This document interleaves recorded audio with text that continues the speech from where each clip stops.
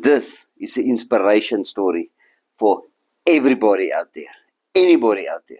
Okay, the Wright brothers, they invented flight. Okay, Anton from Richards Bay, I love flying. I'm also a pilot.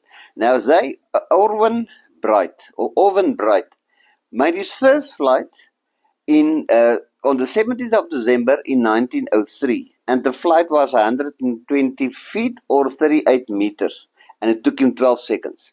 Okay, remember that.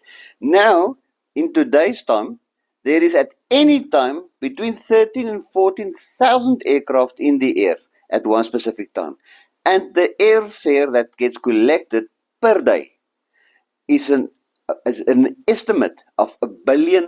$1 billion. So if they at that time as bicycle mechanics didn't pursue their dream, none of us would have been able to fly today.